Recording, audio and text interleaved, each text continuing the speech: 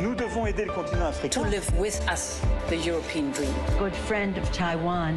Europe 1, bonjour. Europe 1, il est 6h55. La revue de presse internationale nous emmène d'abord au Japon. Bonjour Bernard Delattre. Bonjour. Vous êtes à Tokyo pour Europe 1. Bernard, à la une de la presse japonaise. Cette question que pose le quotidien Asahi, est-il raisonnable et responsable de multiplier les centrales nucléaires au Japon où se produisent 20% des séismes les plus violents qui secouent la planète? Non, répond ce journal, et c'est aussi l'avis du Mainichi. Il note que dans la région qui a été dévastée par plus de 1500 secousses en janvier, plusieurs centrales ont connu des incidents sérieux. Le Tokyo Shimbun, tout autant, considère que le nucléaire n'a pas sa place dans l'archipel, qui devrait plutôt privilégier les énergies renouvelables. Ces trois journaux sont classés à gauche, mais la presse de droite, elle, juge que le Japon ne peut pas se passer du nucléaire. En termes de sécurité énergétique, notre pays doit absolument réduire sa dépendance au gaz et au pétrole importés de l'étranger, écrit le journal nationaliste Sankei.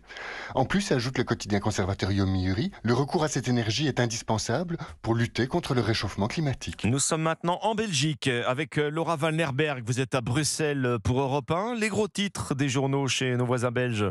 Le bureau du plan belge prévoit une population en baisse à Bruxelles et en Wallonie, titre le journal L'Écho. En 2070, la Belgique pourrait frôler les 13 millions d'habitants, une progression à un rythme moins soutenu que par le passé, commente le journal La Libre Belgique. Les disparités entre régions sont importantes, la natalité est en baisse, ajoute le quotidien Le Soir, mais la migration demeure le moteur de la croissance démographique et pourrait être le seul à partir de 2040. Selon l'étude, l'immigration issue des pays non membres de l'Union européenne connaîtrait une hausse, celle en provenance des pays européens diminuera. Depuis le début des années 2000, le solde migratoire contribue plus à la population belge que le solde naturel, rappelle le journal Le Soir, et cela devrait le rester, conclut-il. Allez, on retrouve enfin au Kenya la correspondante d'Europe 1, Alba Dufort. De quoi parlent les médias du pays ? De la hausse des attaques de hyènes, ces animaux sauvages qui ressemblent à de gros chiens et se déplacent en meute. Le quotidien The Star nous parle d'un enfant de 10 ans tué par un de ses prédateurs et d'un étudiant de 21 ans attaqué alors qu'il rentrait de l'université.